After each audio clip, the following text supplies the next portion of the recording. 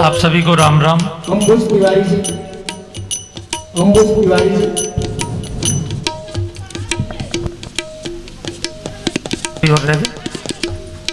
जल्दी। अंबुज तिवारी जी,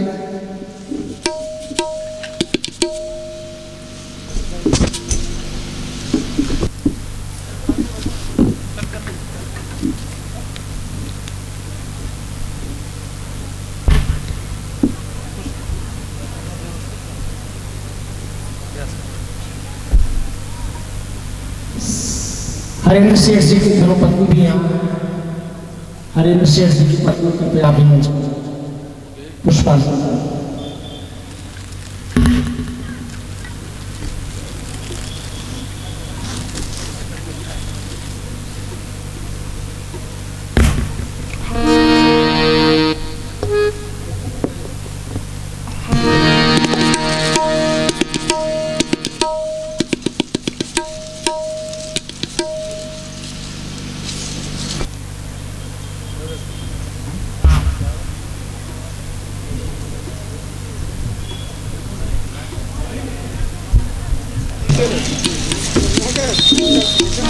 हे प्रभु सागर बैठे फटिक शिला पर सुंदर।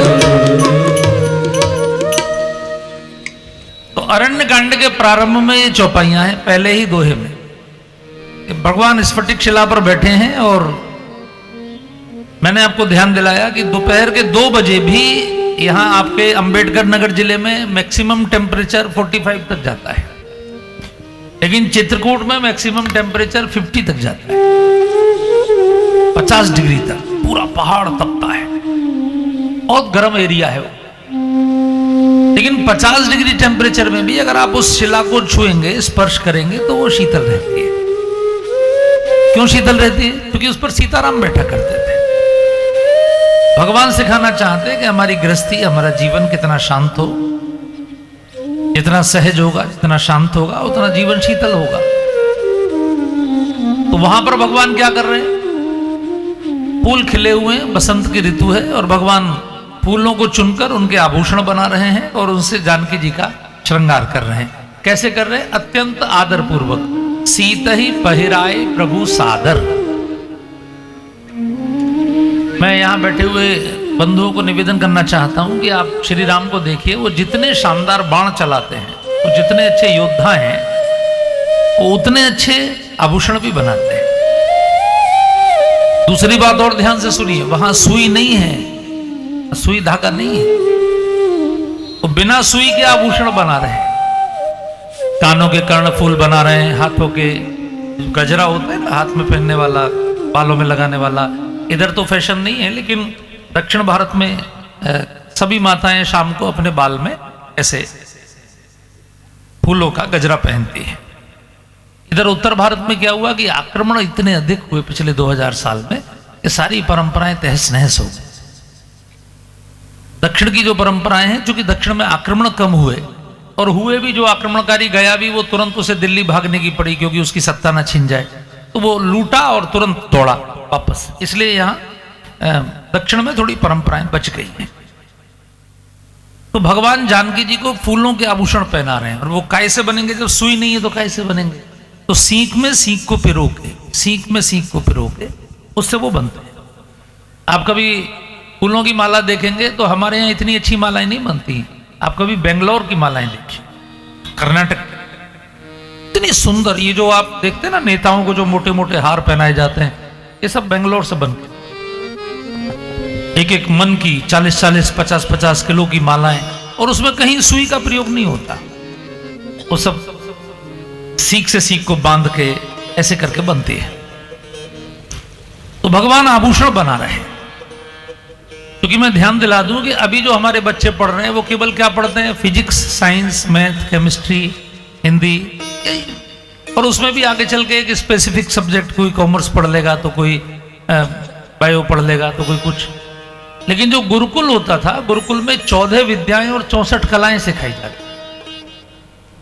गुरुकुल में जैसे आपको वेश बदलना है, जैसे आपको अभी अभी आप किसी बच्चे को बूढ़े का वेश बनाना है, तो वो गुरुकुल में वेश बदलना भी सिखाया जाता है, अपना मेकअप चेंज करना उसको सिखाना। तो ये हर चीज गुरुकुल में सिखाई जाती थी। तो भगवान जो कि गुरुकुल से सारी विद्याएं प्राप्त करके लौटे हैं, वो ये सब विद्याएं जानते हैं। तो यहाँ अब ऐसे तो गुरुकुल भी नहीं है, तो गुरुकुल भी स्पेसिफिक है, कहीं वेद पढ़ाया जा रहा है तो कहीं व्याकरण पढ़ाई जा रही है। पहली बात तो बचे ही नहीं है, और जो बचे हैं वो भी।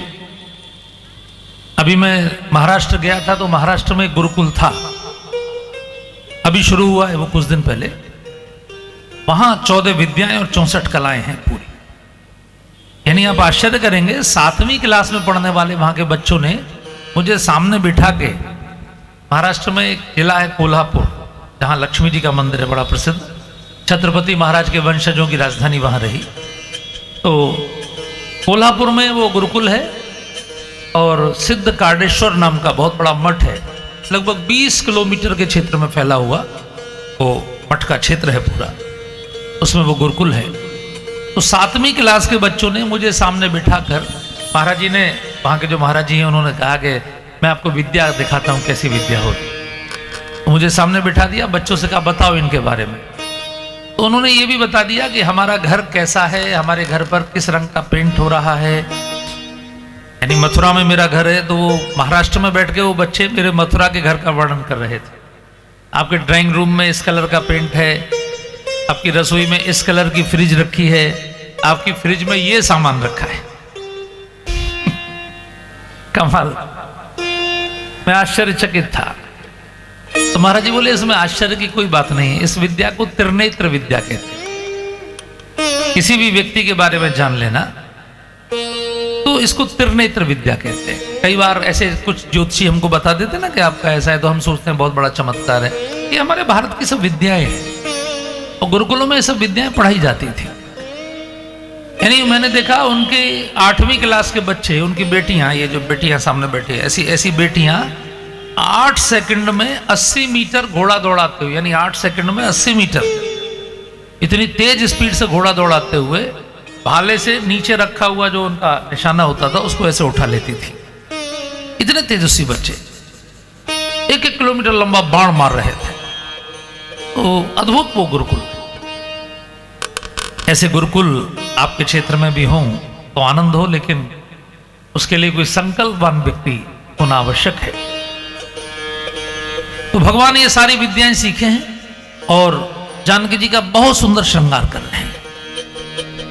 अब यहां जितने भी बंधु बैठे हैं, आप सब, मैं देखता हूं व्हाट्सएप पर क्या करते हैं, रोज सुबह एक फूल भेज देते हैं व्हाट्सएप पर, और उस पर लिखा होता है गुड मॉर्निंग, या एक चाय का प्याला फोटो होता है, उस पर लिखा होता है गुड मॉर्निंग। भारत में गुड मॉर्निंग करने की जरूरत नहीं है, भारत की मॉर्निंग रोज ही गुड होती है। इंग्लैंड के लोगों ने गुड मॉर्निंग इसलिए कहा क्योंकि इंग्लैंड में मॉर्निंग गुड नहीं होती। इंग्लैंड में सुबह सुबह कोहरा रहता है, धुंध छाई रहती है, भयंकर ठंड रहती है, जकड़न रहती है, इसलिए वहां सुबह अगर जिस दिन सूरज निकल आता है उस दिन गुड मॉर्निंग। यहां तो रोज ही नारायण 6 बजे तैयार है। भारत में आप इस पर फूल मत भेजिए, क्योंकि एक व्हाट्सएप पर मैसेज भेजने से भी कार्बन डाइऑक्साइड का उत्सर्जन होता है। ज्यादातर लोग समझते नहीं, वो मोबाइल पर बैठ जाते हैं, आजकल काम ज्यादा है नहीं, तो दबा मैसेज फॉरवर्ड करते रहते। उनको ये नहीं पता कि उनका एक मैसेज भेजने से कितनी कार्बन डाइऑक्साइड पृथ्वी पर बढ़ती है। वैसे थोड़ी मैसेज चला जाता है, उसके लिए मशीनें चलती हैं, उसके लिए एनर्जी कंज्यूम होती है। तो सवेरे मैं निवेदन करूंगा कि दूर वालों को तो हम फूल भेजते हैं, और पास वालों को क्या करते हैं। यहां ऐसे कितने पति हैं जो सवेरे उठकर अपनी पत्नी को एक फूल भेंट करते हो? कोई है अध्यक्ष जी?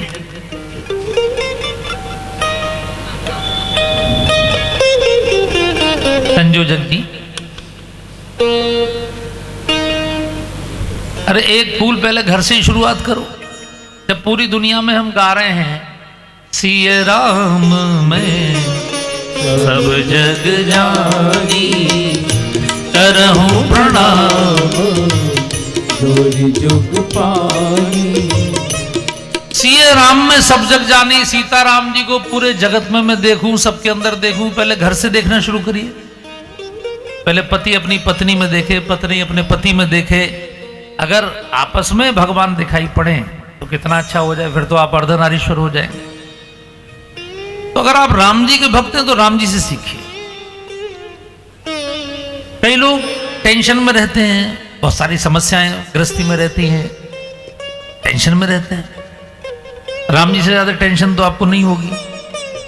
आपके पास रोटी भी है, कपड़ा भी है, मकान भी है, उनके पास क्या है?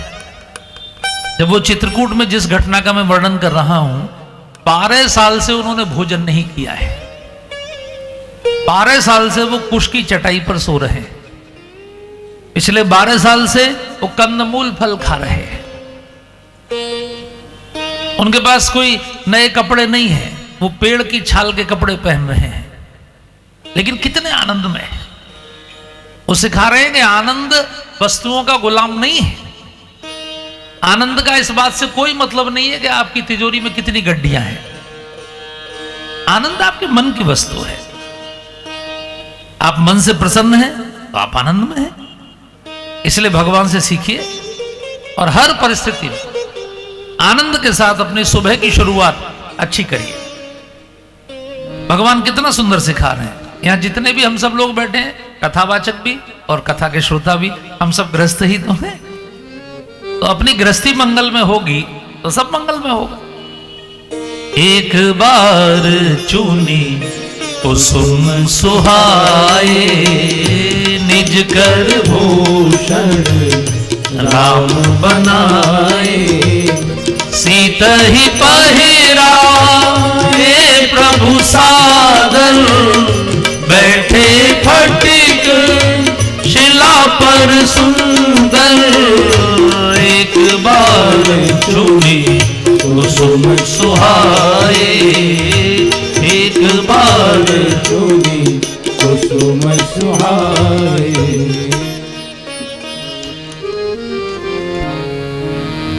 तो भगवान जानकी जी का श्रृंगार कर रहे थे और उसी समय जयंत, इंद्र का बेटा जयंत, उसको किसी ने बता दिया कि जयंत भगवान का अवतार हो गया है और भगवान इस समय चित्रकूट में लीला कर रहे हैं। तो जयंत भगवान को देखने के लिए कि कैसे भगवान होते हैं, देखूं तो सही कैसे होते हैं। क्योंकि जैसे जैसे हम लोग हैं ना मनुष्य लोक, वैसे देवलोक है। देवलोक के देवता भी भगवान का दर्शन करने संभव नहीं है। कभी कभी उनको भाग्य मिल जाए तो कभी हो जाए, वैसे उतना आसान नहीं है। तो जयंत ने सोचा कि मैं देखूं जाकर जरा भगवान कैसे होते हैं। और जयंत गया तो उसने देखा कि भगवान उस समय जानकी जी का पुष्पों से श्रृंगार कर रहे हैं। तो जयंत ने सोचा ये कैसा भगवान है। अच्छा, हम लोग धारणा बना लेते हैं ना, हम लोग धारणा बना लेते हैं कि भगवान होंगे ऐसे बैठे होंगे जैसे मंदिर में बैठे रहते, तिलक विलक लगा होगा, सिंहासन होगा, एक सोने का मुकुट होगा, ऐसे बैठे होंगे। जैसे कोई आपसे कहे कि कथा व्यास जी आ रहे हैं। मैं पांडे जी के यहाँ रुका तो उनके बच्चे मुझसे कह रहे थे कि हम तो बहुत घबरा रहे थे कि व्यास जी आ रहे हैं, पता नहीं कैसे होंगे, डर लग रहा था कि। अच्छा, हम उनके साथ खूब बैडमिंटन खेल रहे हैं आजकल। तो लोग धारणा बना लेते हैं ऐसे होंगे। ज्यादातर धार्मिक लोग ऐसे हो भी जाते हैं, वो अपना गंभीर मुकुल गंभीर बैठे रहते। तो भगवान तो हमेशा मंगलमय स्वरूप में रहते हैं। भगवान तो कभी उतने गंभीर नहीं रहते, आनंद में रहते हैं। तो जयंत एक धारणा लेकर गया कि ऐसे होंगे, और भगवान उस समय जानकी जी का श्रृंगार कर रहे थे। तो उसने सोचा ये भगवान, ये तो सामान्य आदमी है, एक कामी पुरुष की तरह पत्नी का श्रृंगार कर रहे हैं। फिर सोचा कि लेकिन देवताओं ने तो कहा था भगवान है, तो मैं थोड़ी परीक्षा लूं, इनकी टेस्ट करूं। तो भगवान का टेस्ट करने के लिए उसने जानकी जी के पैर पे चोंच मारी, कौवे का रूप बना के गया। अभी हमारे यहां समझाने को कह दिया, कौवे का रूप बना के गया। कौवे को अच्छा प्राणी नहीं माना जाता, दुष्ट प्राणी माना जाता है। तो दुष्ट रूप में गया, कुछ बदतमीजी करने की कोशिश की होगी। जानकी जी ने आवाज दी, प्रभु भगवान जहां थे वहीं से पुकारा, हाँ प्रभु ये कौवा। तो भगवान के पास उस समय धनुष बाण तो था नहीं, लेकिन उनको मंत्र विद्या आती है।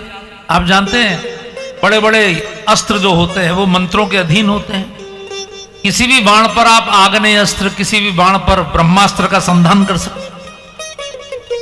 भगवान ने वहीं उस एक सीख उठाई, एक सीख का धनुष और एक सीख का बाण बनाया और वहीं प्रेरित मंत्र ब्रह्म सर धावा, उसके पीछे अभिमंत्रित करके बाण छोड़ दिया। ओ जयंत भागा और बाण उसके पीछे पीछे। अच्छा, वो ऐसा बाण था ना तो मार रहा था ना तो छोड़ रहा था, वो झुलसा रहा था बुरी तरह।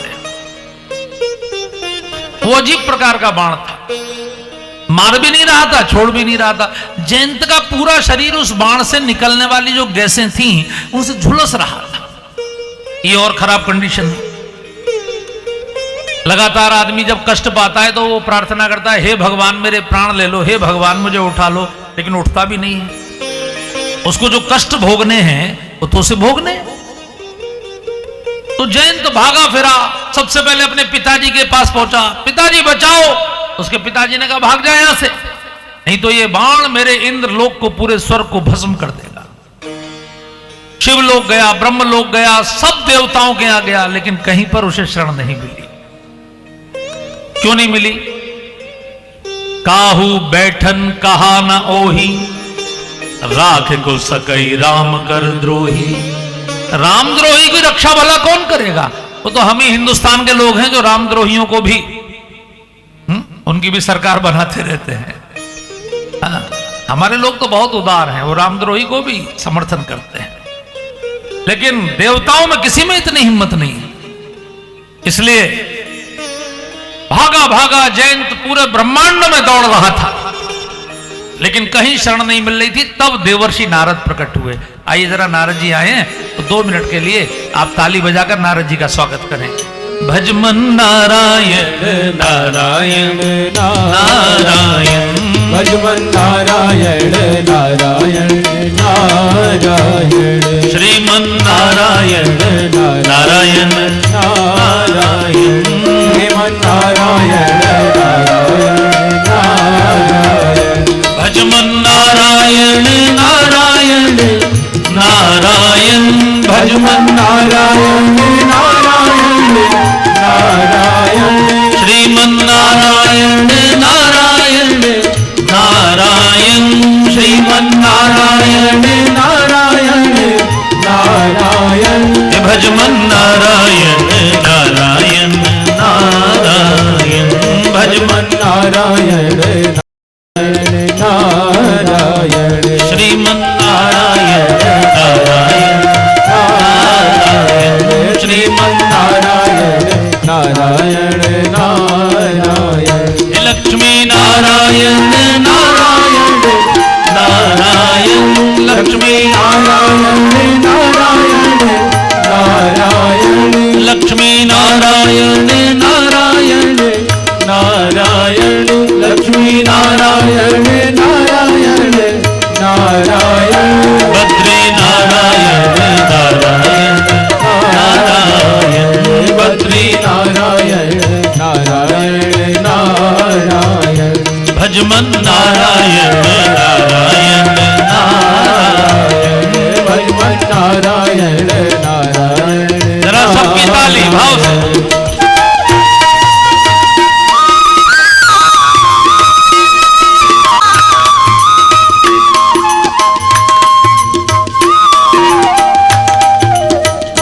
सूर्य नारायण नारायण नारायण, सूर्य नारायण नारायण नारायण। आज रविवार है, आज संडे है। संडे जो शब्द है सन, ये भी संस्कृत का ही है। सूर्य भगवान को हम कहते हैं सन सन्निविष्टा, हे सदा सवित्र मंडल मध्यवर्ती नारायण सरसिजा सन सन्निविष्टा। इसी से संडे है। लेकिन मैं देख रहा हूं गा ही नहीं रहे हैं, लेकिन हम भी पक्के हैं, रोज आपसे निवेदन करते हैं गाइए गाइए। अच्छा, कुछ लोगों की तो मजबूरी है कि उनके मुंह में कुछ होगा, हालांकि इधर तो ज्यादा लोगों के मुंह में नहीं होता, उधर काशी की ओर जाएंगे तो ज्यादा बढ़ जाता है। वहां तो जिससे भी पूछो भैया विश्वनाथ मंदिर की गली किधर है, तो ओ। लेकिन जिनके मुख में कुछ नहीं वो भी नहीं गा रहे। एक पंडित जी थे, तो वो यहां की बात नहीं है, मध्य प्रदेश में कथा कर रहे थे। तो पंडित जी को तंबाकू खाने की आदत थी, अब जनता के सामने कैसे खाएं, ये बड़ी समस्या थी। तो पंडित जी अपने चौकी के नीचे तंबाकू की पुड़िया रखते थे, और जब कथा शुरू हो जाती थी मंगलाचरण के बाद, तो धीरे से कथा करते करते अपनी पुड़िया खोली, हथेली पे तंबाकू रखा, और पहले गुटखा तो राम सीताराम, तो तंबाकू साफ हो जाता था। अब उसको मुंह में कैसे रखें सबके सामने, फिर कहते थे अरे मुंह खोल के गाइए, ऐसे, अरे जीभ से गाइए, तो जीभ के नीचे रख लेते थे। अब जीभ के नीचे तंबाकू आ गया तो खूब लार आती थी। अच्छा, आप लोग तो थोड़े दूर बैठे हैं, उस समय जब माइक नहीं होते थे, जब माइक का आविष्कार नहीं हुआ था, बिजली नहीं थी, तो लोग बिल्कुल व्यासपीठ के ऐसे बैठते थे, बिल्कुल पास में, और पंडित जी जिधर को मुंह करके कथा करें उधर ही उनके मुंह से थूक के फब्बारे छूटे, फर फर, इधर थूक इधर थूक इधर थूक। अब इतने श्रद्धालु लोग कुछ बोले ना, जिसके ऊपर थूक जाए वो बेचारा चुपचाप। श्रोताओं पर रहा नहीं गया। एक दिन एक श्रोता ने पर्ची लिख के रखी कि महाराज आपके मुंह से थूक बहुत निकलता है, और हमारे ऊपर गिरता है तो कोई दिक्कत नहीं, ये जो पोथी है सामने, ये जो ग्रंथ है, ये तो साक्षात भगवान है, भगवान का रूप है, तो पोथी पर थूक गिरता है, ये तो बहुत गलत बात है। अब पंडित को भला कोई टोक दे, पंडित को टोक दे, पंडित तो अपने मतलब का नियम अपने आप 1 मिनट में बना लेते हैं। जैसे एक लड़के ने आके कहा पंडित जी हम लोग खेल रहे थे, खेलते खेलते गधे को धक्का दे दिया तो गधा मर गया। कितने लड़के थे? बोले 12 लड़के थे, 12 लड़के खेल रहे थे, उसमें एक गधा मर गया। पंडित जी ने कहा अच्छा, तब तो भाई बहुत बड़ा दोष हो गया, अब तो इतना प्रायश्चित, इतना दान, इतना ये सब करना पड़ेगा। तो उस लड़के ने कहा कि वो पंडित जी उन 12 लड़कों में आपका लड़का भी था संतोष, उसके लड़के का नाम संतोष था। तो पंडित जी शांत हो गए। अच्छा मेरा लड़का भी था, तो 11 लड़के एक संतोष, गधा मरे को कछु नहीं दोष। अगर संतोष भी था तो फिर कोई दोष नहीं लगेगा। 11 लड़का एक संतोष, तो गधा मरे को कछु नहीं दोष। अब वो पंडित जी को टोक दिया तो पंडित जी नारायण, मूर्खों किसने पर्ची लिखी? ब्राह्मण के मुख से थूक दिखाई पड़ता है? ब्राह्मण के मुख से तो गंगा जी निकलती है। अगर आपके ऊपर कुछ गिर भी गया तो समझ लो आपका गंगा स्नान हो गया।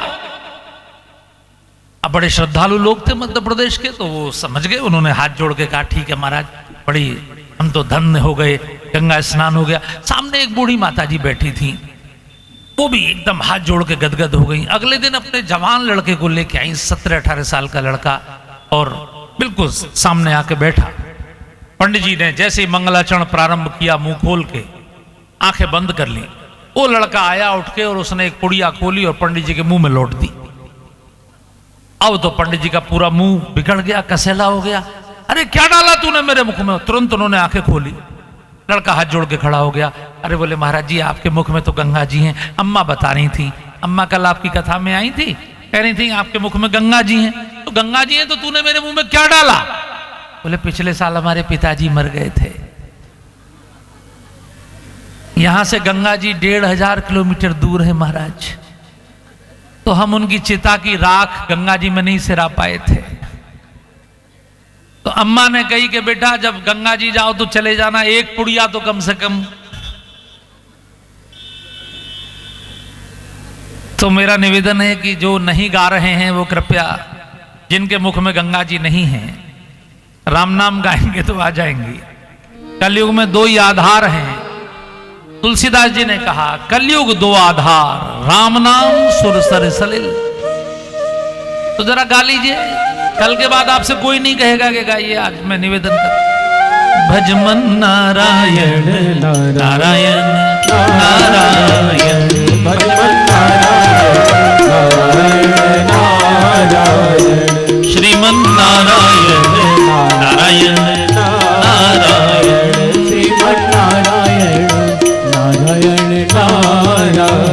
हे लक्ष्मी नारायण नारायण नारायण लक्ष्मी नारायण नारायण नारायण बद्री नारायण नारायण नारायण बद्री नारायण नारायण नारायण सूर्य नारायण नारायण नारायण सूर्य नारायण नारायण नारायण सत्य नारायण नारायण नारायण सत्य नारायण नारायण नारायण हे राम नारायण नारायण नारायण राम नारायण नारायण नारायण राम नारायण नारायण नारायण राम नारायण नारायण नारायण कृष्ण नारायण नारायण नारायण कृष्ण नारायण नारायण नारायण भजमन नारायण नारायण नारायण भजमन नारायण नारायण नारायण श्रीमन नारायण नारायण नारायण श्रीमन नारायण नारायण नारायण भजमन नारायण नारायण नारायण भजमन नारायण नारायण बाद में कर लीजिए नारायण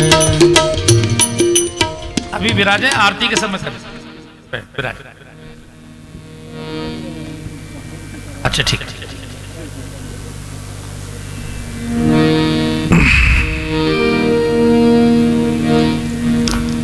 तो भगवान इस समय चित्रकूट में और आपने देखा कि अभी अभी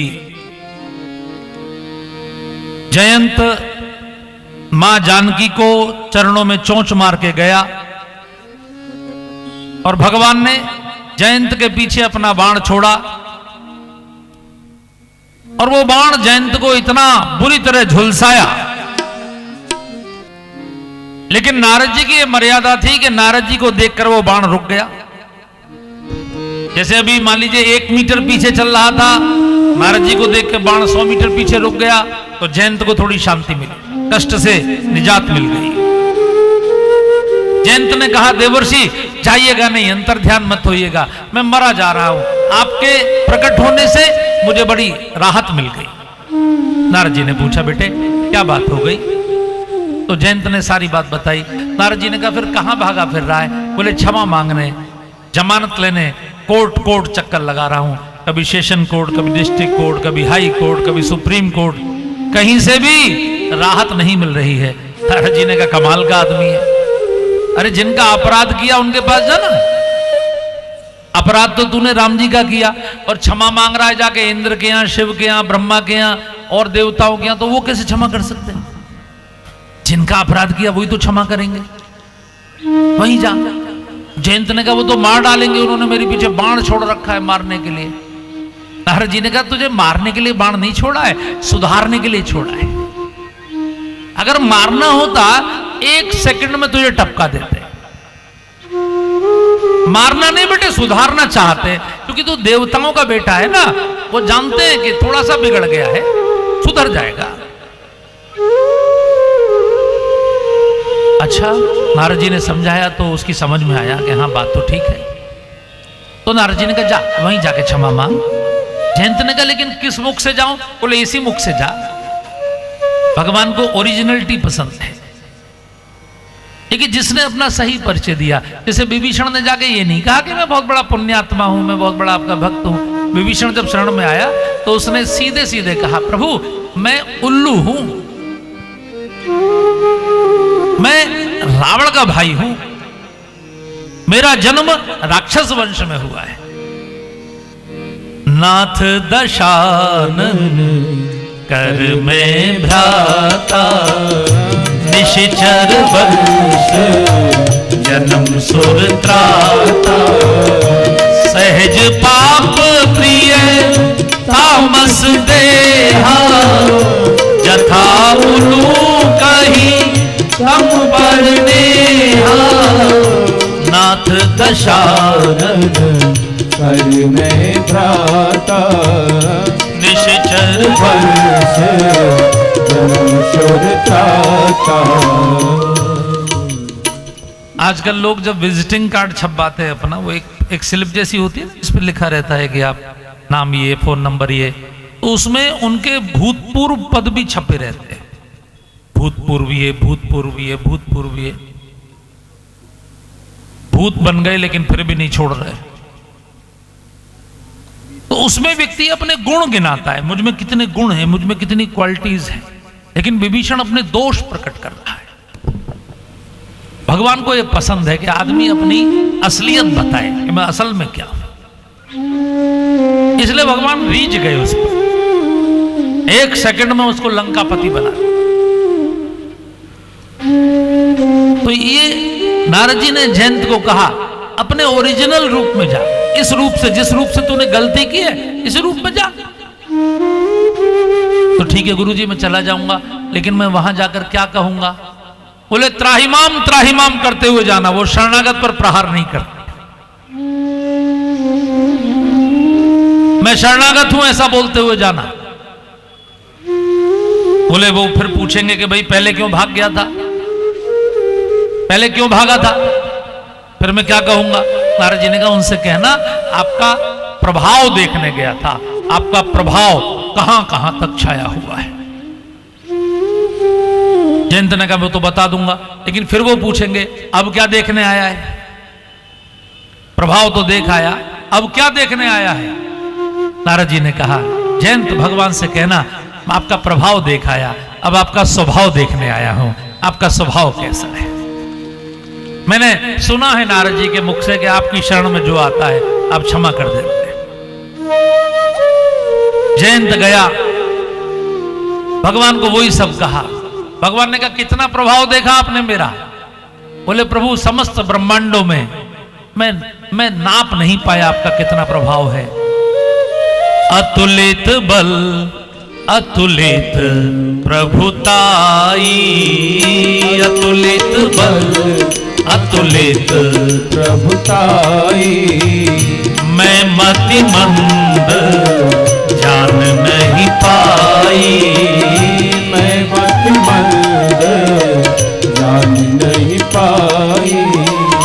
मेरी बुद्धि बहुत थोड़ी है प्रभु, मेरी बुद्धि आपका अतुलित प्रभाव अतुलित बल नहीं जान सकती। वेदों ने भी आपको नेति नेति कहा है, वेद भी आपको नहीं जान पाए, तो मैं आपको कैसे जान सकता हूं? भगवान प्रसन्न हो गए। देखिए संत की विशेषता होती है, संत ने जयंत की जिंदगी को मोड़ दिया, नारद जी ने जयंत की जिंदगी को एक सही रास्ते पर लगा दिया। भगवान ने उसको क्षमा कर दिया, लेकिन भगवान ने कहा चूंकि जयंत मेरा बाण अमोघ होता है बेटे, वो खाली नहीं रह सकता। अगर मेरे धनुष पर एक बार बाण चढ़ गया तो फिर वो निशाना भेदेगा, वो धनुष से उतर नहीं सकता। इसलिए जब राम जन्मभूमि आंदोलन का वो चल रहा था ना, जिस समय बड़ा पीक पीरियड, तो उस समय एक नारा था कि राम के अव्यर्थ सरसंधान की सौगंधो। भगवान राम का सरसंधान अव्यर्थ होता है, वो अमोघ होता है। सुंदरकांड का पहला दोहा, जिमि अमोघ रघुपति कर बाणा, एही भांति चले हनुमान। अमोघ बाण। भगवान ने कहा इसको कहां छोड़ू जयंत? जयंत ने कहा प्रभु मेरी आंख फोड़ दीजिए, क्योंकि मेरे नेत्र से गलती हुई, मैंने आपकी परीक्षा लेने की धृष्टता की, मेरी दृष्टि में दोष आ गया, मैं परमात्मा पर भी सवाल उठा दिया। उसकी एक आंख भगवान ने फोड़ दी। एक आंख फोड़ने का मतलब है कि उसको संदेश दे दिया दुनिया की प्रत्येक नारी को अपनी मां की दृष्टि से देखना, नहीं तो यही हाल होगा। एक नयन करि तजा भवानी, भगवान शिव ने कहा, देवी पार्वती, भगवान शिव ने कथा सुनाते हुए मां पार्वती को कहा कि भगवान ने उसको एक नयन कर अभी भी आप देखते हैं ना, दो प्रकार के। आपके क्षेत्र में जो कौवे वो टोटल काले वाले हैं, लेकिन आपने वैसे भी कौवे देखे होंगे जिनके पंख थोड़े से स्टील जैसे कलर के होते हैं। तो वो वाला जयंत वाली प्रजाति है, वो झुलस गया, उसका रंग वैसा हो गया, थोड़ा सा फेडअप हो गया। तो यहां भगवान ने जयंत की दृष्टि को सुधार दिया। हम लोग कथा सुनते सुनते 7 दिन बीत गए, आज 8वें दिन में आ गए।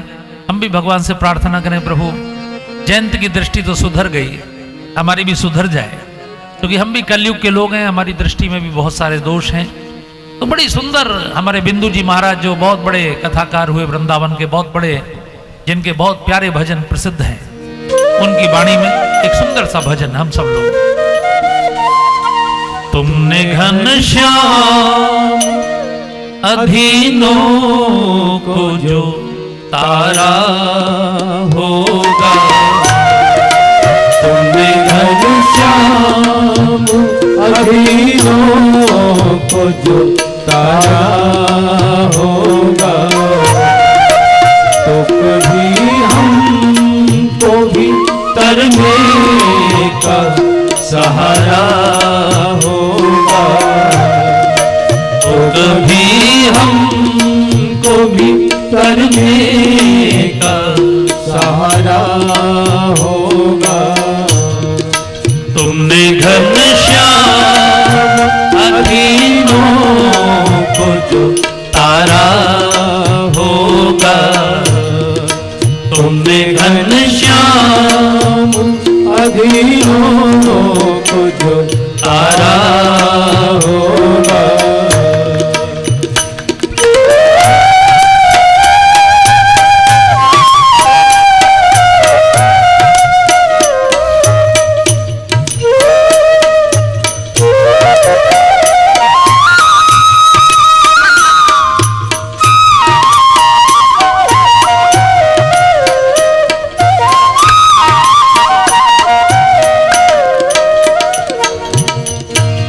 ये जो भजन है, ये प्रार्थना है कि ये भजन हमको जयंत के लिए नहीं गाना है, जयंत को हमारी सिफारिश की आवश्यकता नहीं है, ये भजन हमको अपने लिए गाना है।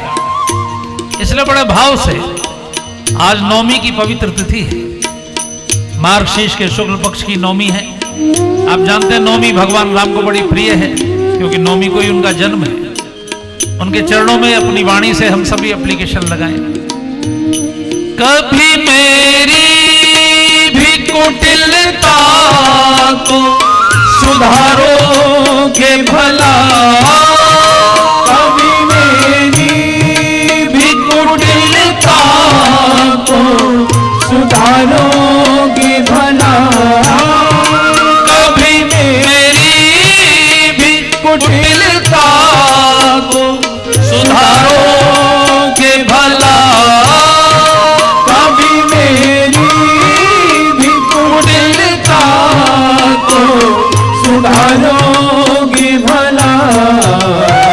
तुमने कुब्जा, तुमने कौए, तुमने कुब्जा की कुटिलता को सुधारा होगा, तुमने कुब्जा की कुटिलता को सुधारा होगा, तुमने घनश्याम अधीनों को जो तारा होगा, तो कभी हमको भी करने का सहारा होगा।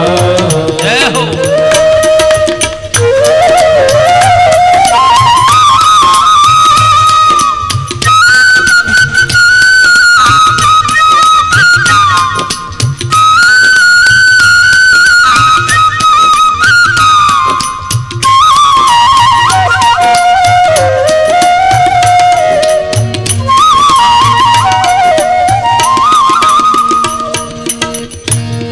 श्रीमद् भागवत में कथा आती है कि जब भगवान कंस के दरबार में रंगभूमि में जा रहे थे, तो उस समय कंस की जो दासी थी कुब्जा, वो भगवान के माथे पर चंदन लगाई।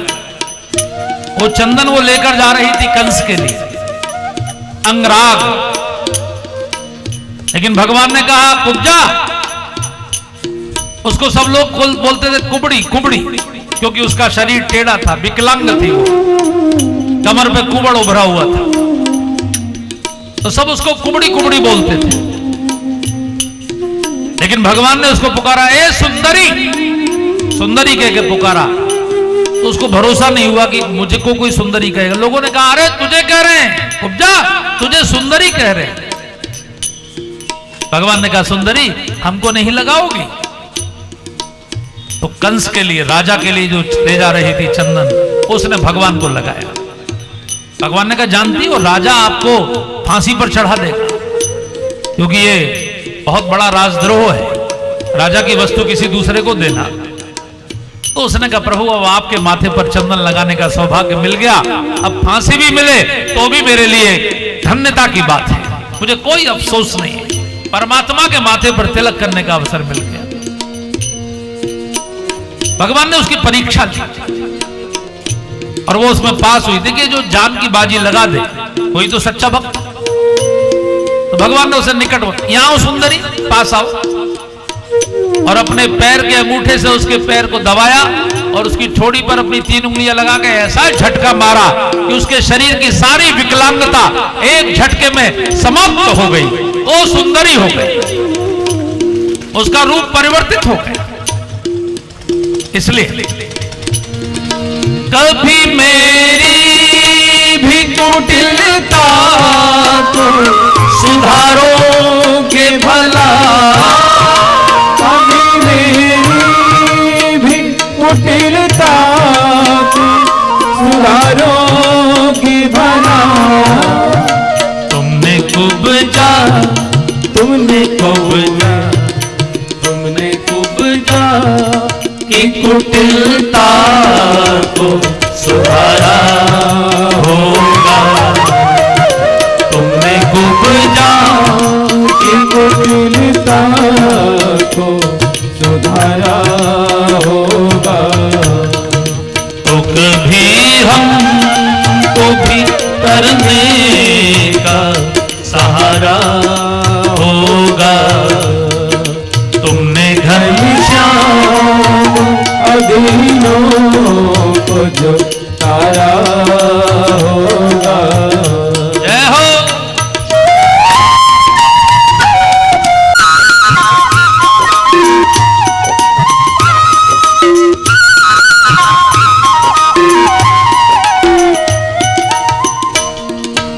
गम न होगा हमें बर्बाद या पामाल करो। गम न होगा हमें बर्बाद या पामाल करो। आप ही के हाथ में है, हम बर्बाद होंगे तो भी और मालामाल होंगे तो भी।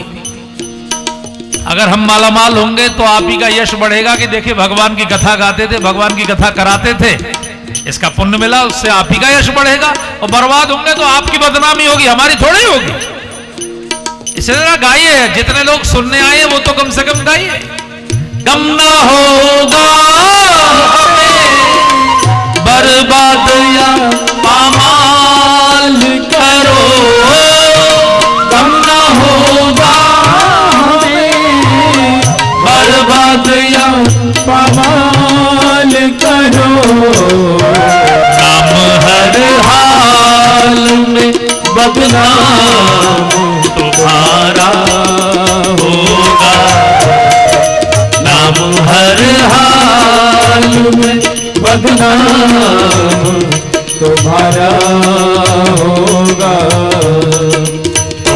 घनश्याम अधीनों को जो तारा होगा।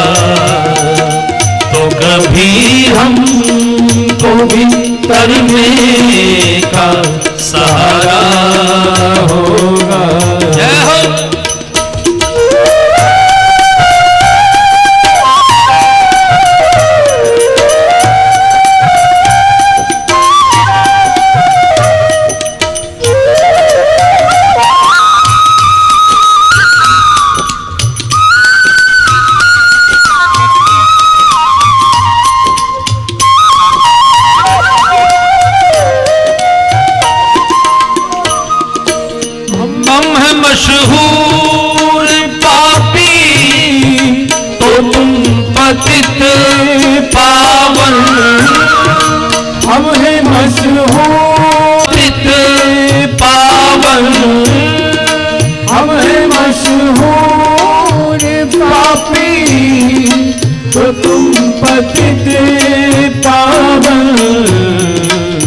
आपने कभी सोचा है कि ये जितने भक्त लोग हैं ऐसे भजन क्यों लिखते हैं कि हम हैं मशहूर पापी? अब ये पापी तो नहीं है। बिंदु जी महाराज तो बहुत बड़े पुण्यात्मा है। जैसे गोस्वामी तुलसीदास जी ने कहा, मौसम कौन कुटिल खल कामी। ये सारे संत, जैसे शबरी ने कहा, अधम ते अधम अधम अति। ये क्यों लिखते हैं ऐसे? कभी आपने सोचा? अरे जो पापी है वो अपने को पापी थोड़ी मानेगा। जो पापी है वो अपने को पापी नहीं मानता। जिसकी चादर गंदी है उसे गंदगी से कोई परहेज नहीं है। प्रॉब्लम उसे होती है जिसकी चादर बिल्कुल साफ है, जिसकी चादर एकदम दूधिया चादर होती है, उसको गंदगी के एक दाग से भी प्रॉब्लम होती है कि मेरे ऊपर एक दाग भी क्यों आ गया। इसलिए मन में जरा सा भी कुविचार आने पर जो भक्त है ना वो अंदर से व्याकुल हो जाता है। इसलिए संत लिखते हैं, हम हैं मशहूर पापी तो तुम पतित पावन। हम हैं मशहूर पापी तो तुम पतित पावन। तुम ना होगे, तुम ना होगे, तुम ना होगे तो भला कौन हमारा होगा। तुम ना होगे तो भला कौन हमारा होगा। तुमने घनश्याम अधीनों को जो तारा होगा तो कभी हम तो भी तरने का सहारा होगा। जय हो। अभी घर वालों की ताली नहीं बज रही है। जय हो।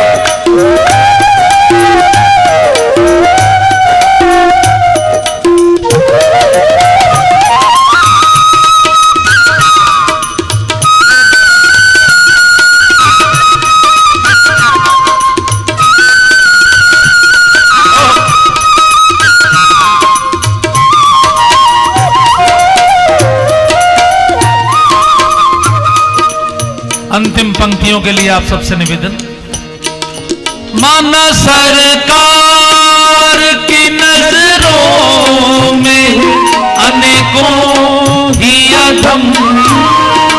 माना सरकार की नजरों में अनेकों ही अधम। माना सरकार की नजरों में अनेकों ही अधम। माना सरकार की नजरों में अनेकों ही अधम। बिंदु का आंख के कोने में गुजारा होगा।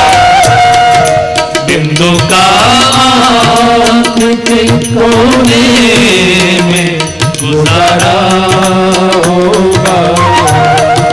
तुमने घनश्याम अधीनों को जो तारा होगा तो कभी हमको भी तरने का सहारा होगा।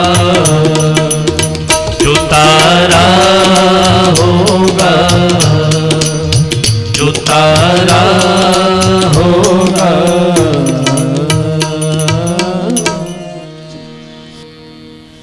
बोलिए भक्त वत्सल भगवान की जय। भगवान समझ गए कि अब यहाँ मुझे लोग जान गए, देवता जान गए, तो अब यहाँ रहना थोड़ा मुश्किल हो जाएगा, क्योंकि जब जान गए हैं तो फिर परेशान करेंगे, सिफारिश लेकर आएंगे, मिलने आएंगे, ऐसा करेंगे वैसा करेंगे। तो फिर भगवान ने चित्रकूट छोड़ दिया और चित्रकूट छोड़कर वो आगे बढ़ रहे हैं। अब वो संभाल के बैठिए, अब रावण का ऑपरेशन शुरू होने वाला है। चित्रकूट छोड़ रहे हैं, लेकिन चित्रकूट में वो किनके मार्गदर्शन में थे ये तो आपको ध्यान नहीं है। इस क्षेत्र के लोगों का ये भाग्य है, देवरिया पंडित के क्षेत्र के लोगों का, कि ये महर्षि अत्रि का क्षेत्र है। ये आपके बिल्कुल बगल में जो अतरौलिया कस्बा है, ये महर्षि अत्रि का स्थान है। यहाँ कैली धाम है जहाँ महर्षि अत्रि पूजा किया करते थे। अतरौलिया के ईशान कोण पर कैली धाम है और महर्षि अत्रि के तीनों पुत्रों का जन्म भी इसी क्षेत्र में हुआ है। यहीं पास में दुर्वासा हैं, यहीं दत्तात्रेय हैं, यहीं चंद्रमा ऋषि का स्थान है। थोड़ी थोड़ी दूर पर तमसा नदी पर 3 नदियों का अलग अलग संगम है। वो सब आप लोग जानते हैं यहाँ की परिस्थिति के बारे में। तो महर्षि अत्रि अपने बुढ़ापे में चित्रकूट में तप किए हैं और जब वो तप करते थे तो वो रोज गंगा स्नान करने प्रयाग जाते थे। लेकिन जब वो बूढ़े हो गए तो जाने में थोड़ी असमर्थता होने लगी। तो महर्षि अत्रि की पत्नी माता अनुसुईया ने गंगा जी से प्रार्थना की कि मेरे पति अब वहां तक आ नहीं पाते हैं मां, इसलिए आप यहां पर आ जाओ। देखिए कितनी सती स्त्री है वो, उनका नाम ही सती अनुसुईया है। सती का मतलब कोई वो पति के साथ जल के सती नहीं हुई है, ध्यान रखिए। सती का मतलब कोई ऐसा नहीं होता कि आप जल जाएं तभी आप सती होंगे। वो एक धर्म का रूप बना दिया गया। धर्म का असली जो सत्य है वो सती वो है जो सत्य का पालन करे। और सत्य कौन है? आप समझते हैं सत्य कौन है? सत्य है परमात्मा, क्योंकि सत्य वो होता है जिसकी सत्ता होती है। इस संसार में किसकी सत्ता है? हमारी सत्ता तो अपने ऊपर भी नहीं है। हम ये सोचेंगे 1 साल और जिएंगे तो ये कंफर्म नहीं है कि हम 1 साल और जिएंगे। बड़े बड़े करोड़पति, बड़े बड़े बिजनेसमैन, बड़े बड़े नेता, कोरोना के काल में देख रहे थे कितने कैबिनेट मंत्री चले गए, कोई नहीं बचा पाया। क्योंकि सत्ता तो उसकी है ना, सत्ता हमारी नहीं है। इसलिए बोला जाता है राम नाम सत्य है, क्योंकि सत्ता उसकी है, जिसका जो उसी को सत्य कहा गया है। जब वसुदेव जी के कारागार में भगवान प्रकट हुए, कंस वाले कारागार में वसुदेव जी की काल कोठरी में भगवान को जब जन्म लेना था तो भगवान प्रकट हुए। तो वसुदेव जी ने जो उनकी स्तुति की उसमें एक श्लोक में 9 बार सत्य शब्द बोला। सत्यव्रतम सत्य परम त्रिसत्यम सत्यस्य योनिम निहितम च सत्ये सत्यस्य सत्यमृत सत्य नेत्रम सत्यात्मकम त्वाम शरणम प्रपन्नः। परमात्मा को श्रीमद् भागवत के पहले स्कंद के पहले अध्याय के पहले श्लोक में सत्य कहा गया है। सत्यम परम धीमहि। उनका कोई नाम नहीं लिखा गया, नाम तो उनके बाद में हम लोगों ने रखे। कभी राम कहा, कभी ईश्वर कहा, कभी हरि कहा, कभी नारायण कहा, लेकिन भागवतकार ने तो, व्यास जी ने तो उनको सत्य कहा। तो जो सत्य स्वरूप परमात्मा को समर्पित जीवन जीता है वो सती होता है। वो पुरुष भी हो सकता है, वो स्त्री भी हो सकती है। ये दुनिया की एकमात्र ऐसी स्त्री है जिसने ब्रह्मा विष्णु महेश को अपना बच्चा बना के अपनी गोदी में दूध पिलाया, अपना दूध पिलाया। इसलिए तीनों त्रिदेवों ने कहा कि मां, जब हमने आपका दूध पी लिया, अब हम आपके बच्चे हो गए, अब हम आपके वास्तविक पुत्र होना चाहते हैं। मैंने कहा ठीक है, आओ, यू वेलकम, मोस्ट वेलकम।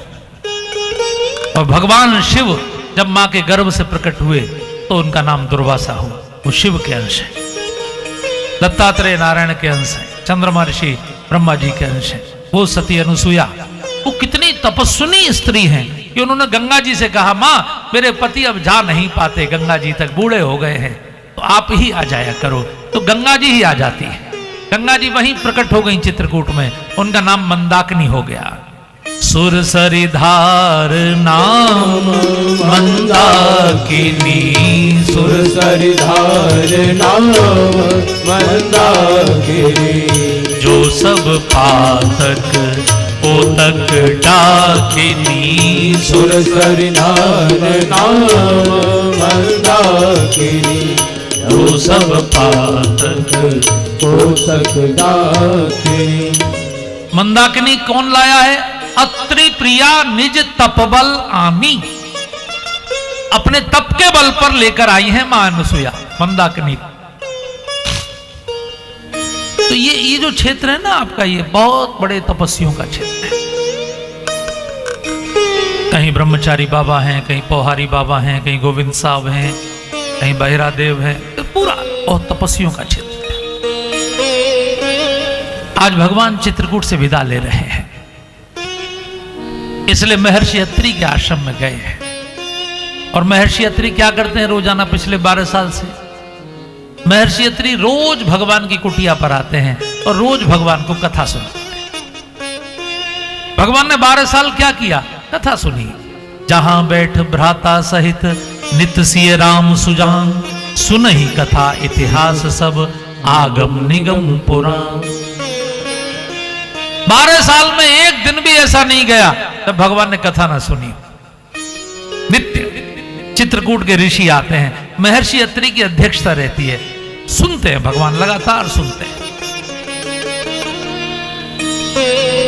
अच्छा, कल ये कथा का विश्राम होगा, कल के बाद आपको कुछ खाली खाली लगेगा। पुरुष लोग तो कई बार बिजी हो जाएंगे, लेकिन ये जो भक्तिमती माताएं हैं, ये सवेरे से ही यहां आने के लिए अपने कामों को एडजस्ट करती थी।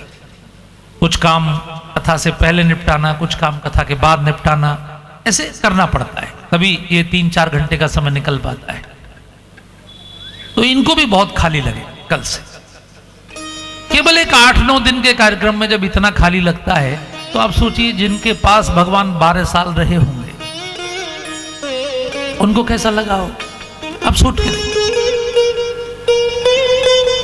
तो आंखों से आंसुओं की धार बह रही। महर्षि अत्रि भगवान को विदा कर रहे हैं और उन्होंने इतनी सुंदर स्तुति गाई है। आप अरण्य कांड के 4थे दोहे में पढ़िए, बहुत सुंदर श्लोक है। 1-2 श्लोक आप मेरे साथ गाइए बहुत प्रेम से। नमामि भक्तवत्सलं